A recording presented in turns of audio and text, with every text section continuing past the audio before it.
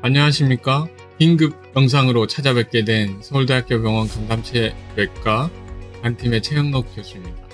최근 코비드 환자가 급격하게 증가되고 있죠. 저희 간이식 받은 환자분들이나 구독자분들 중에서도 코비드 확진을 받고 치료받고 계신 분들이 있습니다. 이런 코비드 치료제 중에 면역억제제와 상호작용 있는 약이 있습니다.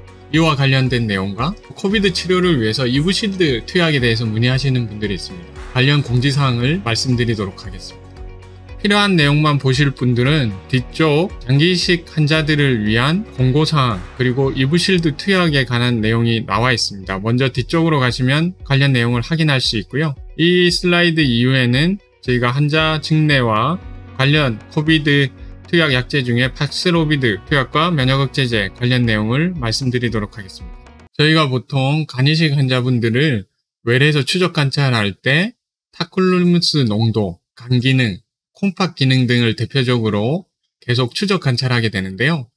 이분은 안정적으로 면역억제제 농도가 2.5, 1.1, 2.4, 4.7 이렇게 유지되고 있었던 분인데요. 최근에 코비드 확진이 돼서 팍스로비드를 복용하고 나서 외래에서 면역억제제 농도를 확인하니까 42.6으로 10배 가까이 증가됐습니다. 이러한 타콜루무스 농도가 증가되는 것은 다른 장기에도 영향을 미칠 수 있고요. 관련해서 그 위쪽의 회색 선과 아래쪽 주황색 선을 보면 콩팥 기능을 대변하는 EGFR과 크레아티닌 농도인데요.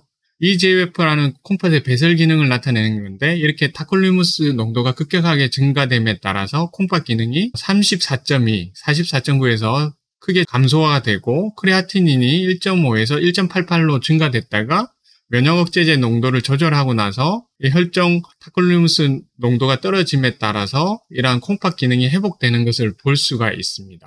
이러한 코비드 확진을 받고 나서 치료제로 대표적으로 쓰이는 약제는 세 가지가 있습니다. 주사제인 렘데시비르가 있고 복용이 가능한 알약제제로 나오는 팍스로비드, 캡슐 형태로 나오는 나게브리오가 있습니다.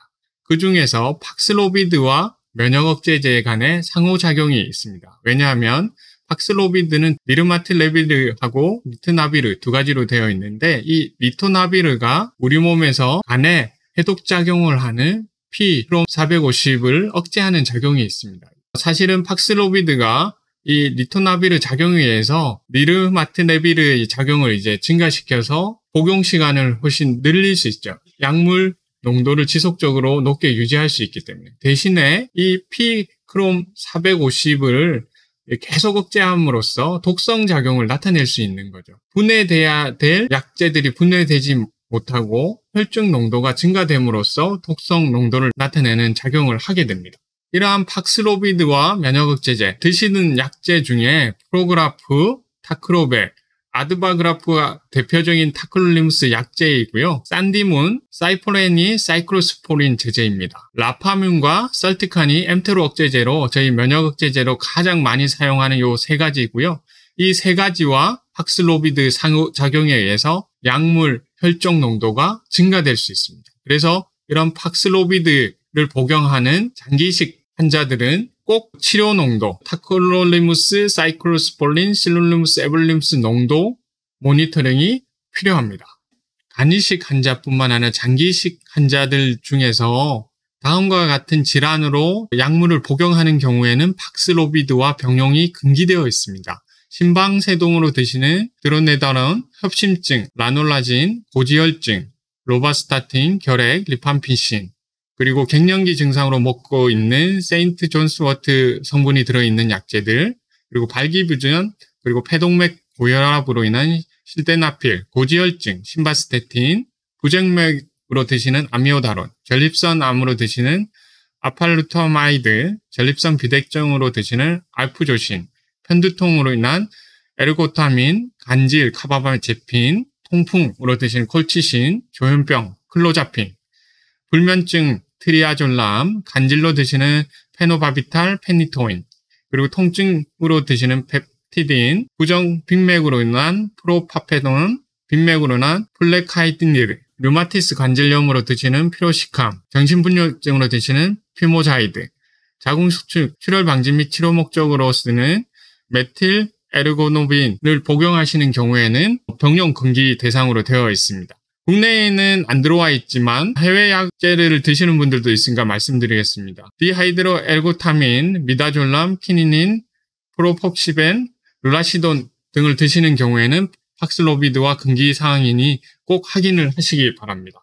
앞에서 말씀드린 약제들 중에서 왼쪽 표에서 보이는 17종은 기존에 먹던 약들을 중단하거나 대체 가능한 의약품이 있을 경우에는 팍슬로비드 투여가 가능합니다. 하지만 다음에 6가지 약제는 사이토키닌 P450이라는 효소를 유도하는 약제이기 때문에 같이 복용할 경우에 독성 농도가 아주 급격하게 높아질 수 있습니다. 그래서 이러한 약제들은 병용 투여가 아예 금기가 되어 있습니다. 약제들을 살펴보면 세인트 존스 워터라고 적혀 있는데 보통 여성 갱년기 완화 증상에 사용되는 많은 약제들이 있습니다. 아래에 보이는 이러한 약제들 중에 복용하시는 약제가 있다고 그러면 팍슬로비드 투여가 금기가 되어 있고요. 그 중에 리팜피신, 아팔루파마이드, 카바마제핀, 페노바비탈, 페노토인 등을 복용할 때도 팍슬로비드 투여가 금기가 되어 있습니다. 제가 앞에서 말씀드렸던 내용들은 정부에서 만든 코로나 바이러스 감염증 19 정보 사이트에서 관련 정보들을 확인할 수 있는데 코로나19 검사, 재택치료, 치료제를 클릭하시면 화면 아래쪽에 치료제 관련된 내용 문서를 다운로드 받으시면 화면을 볼 수가 있고요. 자세한 사항들은 구독자 여러분들이 직접 확인하실 수가 있습니다. 제가 앞에서 말씀드렸던 내용은 면역 억제제를 복용하고 있는 장기식 환자들에 관한 내용도 있지만 대부분은 일반 환자들을 위한 내용입니다. 그래서 정부 공고안에 잘 나와 있지 않은 장기식 환자들을 위한 코로나 감염 시 약제 조절에 관해서 저희 장기식 센터에서 몇 가지 공고안을 만들었습니다. 첫 번째, 무증상의 경우에는 면역 억제제 조절을 하지 않고 일단 지켜보는 것이 좋겠습니다. 두 번째, 면역 억제제는 타콜리무스나 사이클로스프린은 우선 사용하고 셀셉트, 마이렙트, 마이폴티, 미조리빈 등 안티 메타볼라이트, 항대사계에 관련하는 약제들은 감량하거나 중지할 것을 권고드립니다.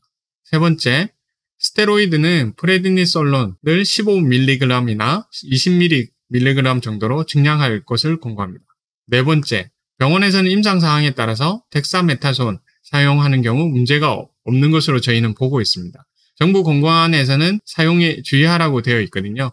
그래서 거기에 관련된 내용입니다. 다섯 번째, 장기 이식을 받은 환자분들은 기저질환이 있는 환자분들로 분류가 돼서 팍슬로비드 처방받는 경우가 많습니다. 앞에 제가 증례와 몇 가지 사항을 알려드렸습니다. 약물 상호작용이 나타납니다. 팍슬로비드를 복용할 경우에는 반드시 타콜리무스 사이클로스프린 엠토르 이니비터 사용을 중지할 것을 권고드립니다.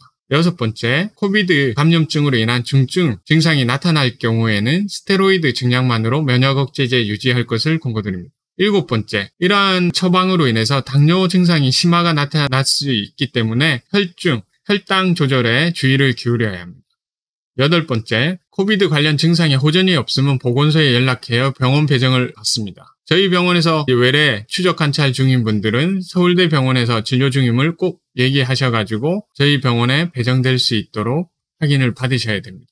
최근 외래 방문 환자분들 중에서 이브실드 관해서 투약 문의를 하시는 분들이 많아졌습니다. 다음 두 가지에 해당될 때 이브실드 투약이 가능하고요. 승인 신청을 하게 됩니다. 한 가지는 최근 4개월 이내에 이식을 받은 분, 간이식, 신장이식, 췌장이식 다 마찬가지입니다. 다른 한 가지는 2개월 이내에 면역 억제제, 리투피맵, ATG, 시뮬렉트 치료를 받은 분들은 적응증에 해당됩니다. 단 12세 미만에서는 승인이 나지 않았기 때문에 12세 이상에서 어떻게 투약을 할 수 있느냐 절차에 관해서 말씀드리면 콜센터를 통해서 감염내과 코로나19 클리닉 진료 예약이 가능합니다.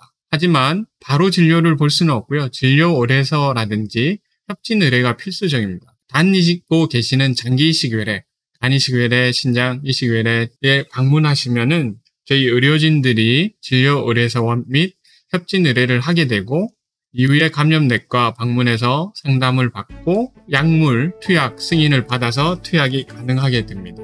지금까지 코로나 치료 관련해서 면역억제제 상호작용 및 이브실드 투약 문의에 관해서 영상을 만들었습니다. 많은 참고 부탁드리고 다음에 뵙겠습니다. 감사합니다.